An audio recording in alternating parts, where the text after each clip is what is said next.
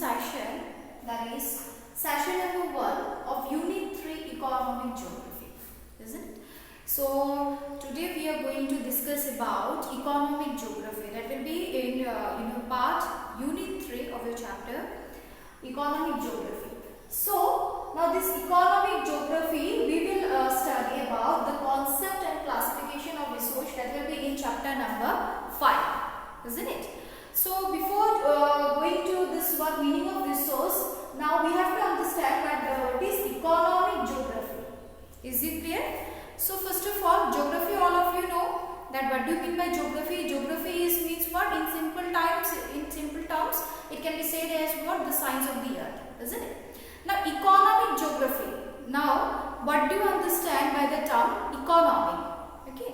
So in economic, in a simple term, we can say it is related with production, then distribution, then consumption and exchange of values, isn't it? So production means what? Anything that can be produced.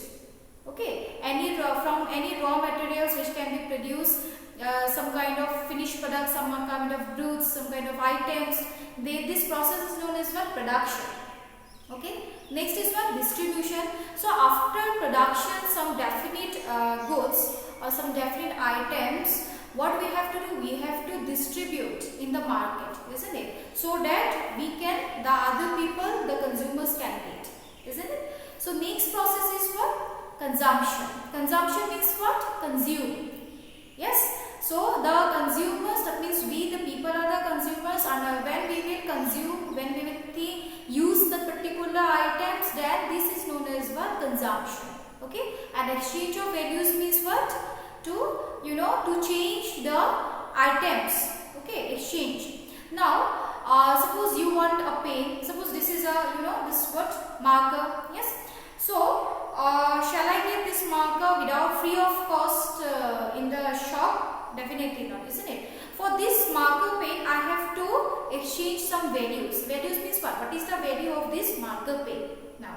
Yes. So suppose the cost is suppose 20 rupees. Yes. So I have to give the 20 rupees to the shopkeeper, and in spite of that, he will provide me this marker pen. Why? Because I want this. This is my need, isn't it? This is known as what? Exchange of values. Okay. So again, we can get one very good example. Suppose books now. Yes. So you want different types of books. Suppose related with your study, with your course also. Course at the same time from your outside books also. If you want books, then you have to go to your nearby your stalls. Okay, book stalls. Then you have to buy that. And when you will buy, when you will purchase that, so for purchasing you have to give some kind of amount. Okay, so that means the value of that particular book you have to give to the shopkeeper. Is it clear? To the salesman. Now this is known as what? The exchange of values. Okay. So this economic in a very simple term is quite related with production, then distribution, consumption and then exchange of values. So this is what? Quite related in a very simple term. Now economic geography means what? You see, economic, now in our previous chapters also we have discussed about the occupation and economic activities. So related, all these things are quite interrelated with each other. Now you see, who will do the economic activities? Obviously we, the human, isn't it? With the human beings we will do the economic activities. We will do the production, we will do the distribution, we will only do the consumption and we will do the exchange of values. Okay. Now you see this now related with the economic activities, it is quite this geography and economic, these two subjects has been merged together and it became one. That is what? Economic geography. Now economic geography in simple terms means what? The geography that deals with the economic activities of people of a particular area. Is it clear? Or a region. Now economic activities of a particular area or region, such as we can get some very good examples of India. Now what are the economic activities of the people of India?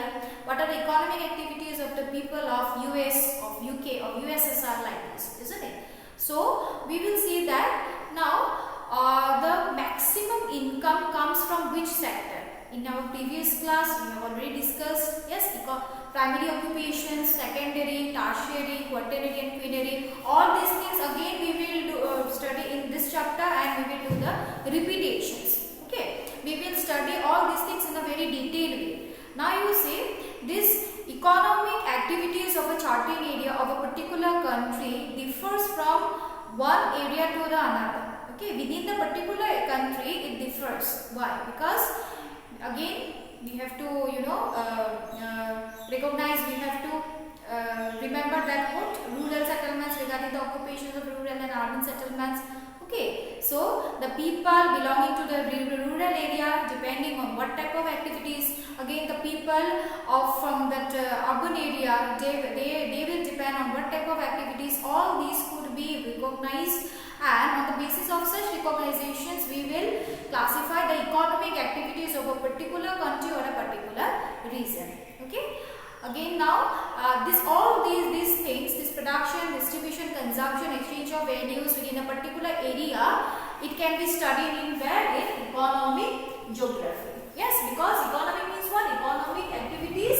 At the same time, geography means what? It's quite related with some kind of territory, with some kind of space, area. Okay, geography, some kind of boundaries. All these are quite related with the term this geography.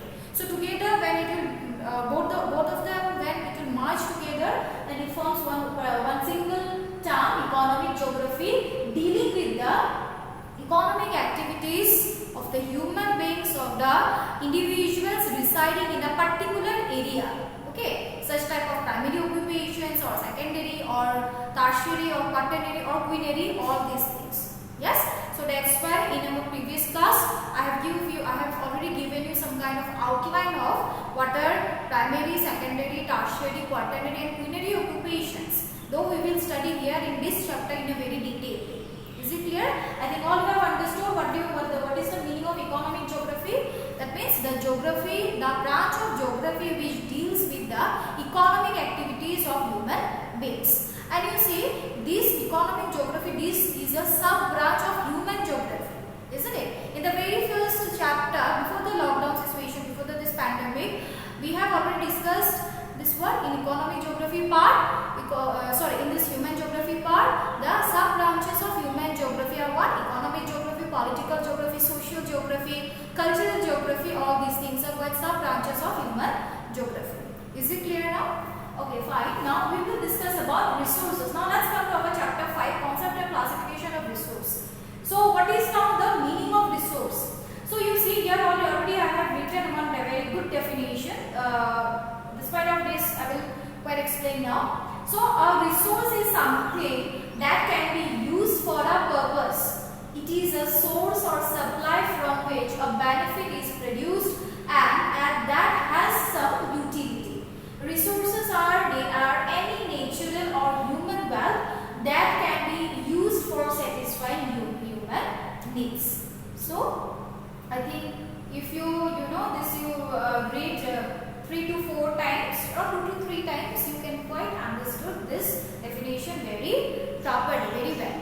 Okay. So what is now resource? Resource can be said anything, any natural or some kind of this man-made or some kind of wealth which has some kind of utility, which has some kind of functional ability for human beings. Is it clear? Such as now we can say natural resources, we can say land, water, air, isn't it?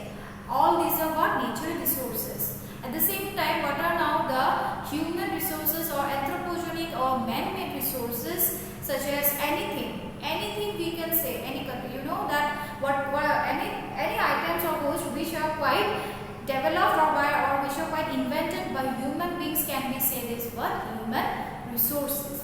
So we can say that what? Man-made resources. Okay, human resources, this term is quite a little bit different. I will again discuss this human resource also, but chiefly we can divide into how many types? 2 types. That is what? Natural and man-made resources. Okay. Now again let's come to definition. A resource is something that can be used for a purpose. Yes. So it can be something that can be used for a purpose, whatever that things, it can be used for some definite purpose. So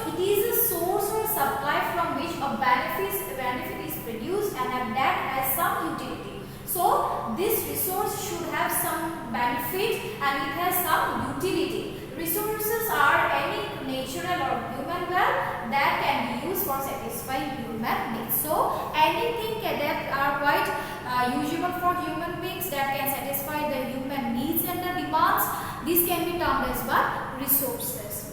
Okay. So for example, we can say natural resources. For example, we can say land, air, water. Okay. Then human resource, then man-made resources. We can say this what? Buildings. Then other kind of construction activities, other kind of equipments, tools, equipments. All these things can be said as what? Man-made resources. Okay. So I think this much is quite. I think you have cleared all this. This is a very simple term as well, meaning of resource I have given here. Now we will discuss in our next session, that will be in session number 2 of this chapter, of chapter 5, we will discuss about the classification of resources. In detail way we will discuss about the classification of resources into how many types. Already I have told you the 2 types. Again, it can be subdivided into many types. So I think this is quite enough for this